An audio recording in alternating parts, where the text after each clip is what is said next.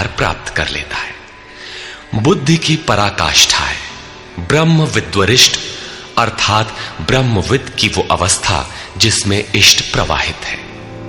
ऐसी स्थिति वाले महापुरुष प्रजा के मूल उद्गम परमात्मा में प्रविष्ट और स्थित रहते हैं। ऐसे महापुरुषों की बुद्धि मात्र यंत्र है, वे ही प्रजापति कहलाते हैं। वे प्रकृति के द्वंद्व का विश्लेषण कर आराधना क्रिया की रचना करते हैं। यज्ञ के अनुरूप संस्कारों का देना ही प्रजा की रचना है। इससे पूर्व समाज अचेत अव्यवस्थित रहता है। सृष्टि अनादि है, संस्कार पहले से ही है, किंतु अस्त व्यस्त विकृत है। यज्ञ के अनुरूप उन्हें ढालना ही रचना या सजाना है। ऐसे महापुरुष ने कल्प के आदि में यज्ञ सहित प्रजा की रचना की। कल्प निरोग बनाता है, वैद्य कल्प देते हैं, कोई कायाकल्प करता है। ये क्षणिक शरीरों का कल्प है। वास्तविक कल्प तो तब है जब भवरोग से मुक्ति मिल जाए। आराधना का प्रारंभ इस कल्प की शुरुआत है। आराधना पूर्ण हुई तो आपका कल्प पूरा हो गया। इस प्रकार परमात्म स्वरूपस्थ महापुरुषों ने भजन के प्रारंभ में यज्ञ सहित संस्कारों को सुसंगठित कर कहा कि इस यज्ञ से तुम वृद्धि को प्राप्त हो। कैसी वृद्धि? क्या मकान कच्चे से पक्का बन जाएगा? आय अधिक होने लगेगी? नहीं, यज्ञ इष्ट कामधुक, इष्ट संबंधी कामना की पूर्ति करेगा। इष्ट है परमात्मा, उस परमात्मा संबंधी कामना की पूर्ति वाला है। प्रश्न स्वाभाविक है कि यज्ञ सीधे उस परमात्मा की प्राप्ति करा देगा अथवा क्रम क्रम से चलकर।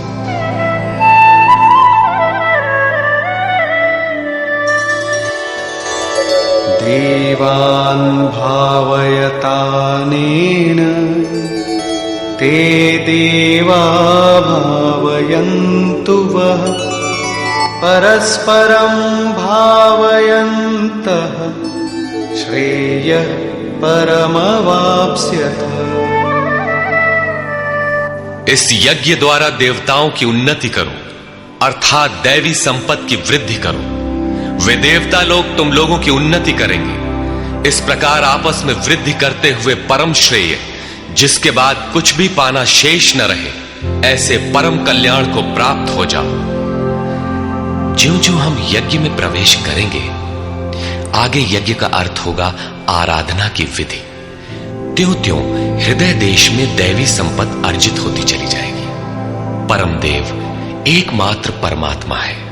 उस परम देव में प्रवेश दिला देने वाली जो संपद है, अंतःकरण की जो सजातीय प्रवृत्ति है, उसी को दैवी संपद कहते हैं। वो परम देव को संभव करती है, इसलिए दैवी संपद कही जाती है, न कि बाहरी देवता जैसा लोग कल्पना कर लेते हैं। योगेश्वर श्री कृष्ण के शब्दों में उनका कोई अस्तित्व नहीं है। आगे कहते हैं,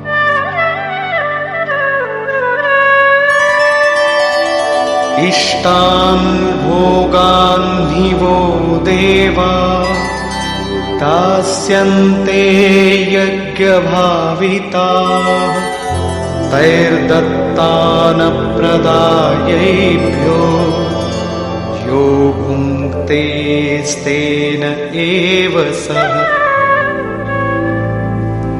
यज्ञ द्वारा संवर्धित देवता दैवी संपत्ति आपको इष्टान भोगान ही दास्यन्ते, इष्ट अर्थात आराध्य संबंधी भोगों को देंगे, अन्य कुछ नहीं। तैहि दत्तान, वे ही एकमात्र देने वाले हैं।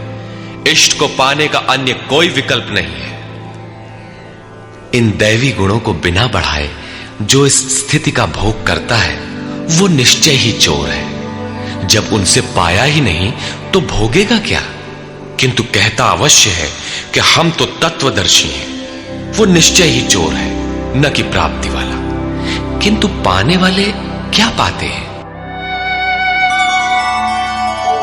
यज्ञशिष्टाशिनः सन्तो मुच्यन्ते सर्वकिल्बिषैः भुञ्जते ते त्वघं पापा ये पचन्त्यात्मकारणात्।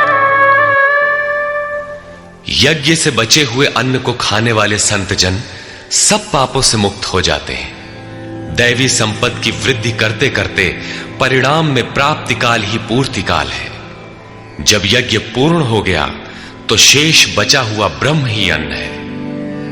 इसी को श्री कृष्ण ने दूसरे शब्दों में कहा, यज्ञ शिष्टामृत भुजो यान्ति ब्रह्म सनातनम। यज्ञ जिसकी सृष्टि करता है उस अशन को पान करने वाला ब्रह्म में प्रविष्ट हो जाता है। यहां वे कहते हैं कि यज्ञ से शेष बचे हुए अशन को, ब्रह्म पीयूष को पान करने वाला सब पापों से छुटकारा पा जाता है। संत जन तो छूट जाते हैं, किंतु पापी लोग मोह के माध्यम से उत्पन्न शरीरों के लिए बचते हैं। वे पाप खाते हैं। उन्होंने भजन भी किया, आराधना को समझा, अग्रसर भी हुए, किंतु बदले में एक मीठी सी चाह पैदा हो गई कि आत्म कारणात् शरीर के लिए और शरीर के संबंधों को लेकर कुछ मिले। उसे मिल तो जाएगा, किंतु उतने भोग के पश्चात वो अपने को वहीं खड़ा पाएगा जहां से चलना प्रारंभ किया था। इससे बड़ी क्षति क्या होगी? जब शरीर ही नश्वर है तो इसके सुख भोग कब तक साथ देंगे? वे आराधना तो करते हैं, किंतु बदले में पाप ही खाते हैं। पलट सुधाते सठ विष लेहि, वो नष्ट तो नहीं होगा, किंतु आगे नहीं बढ़ेगा। इसीलिए श्री कृष्ण निष्काम भाव से कर्म भजन करने पर बल देते हैं। अभी तक श्री कृष्ण ने बताया कि यज्ञ परम श्रेय देता है,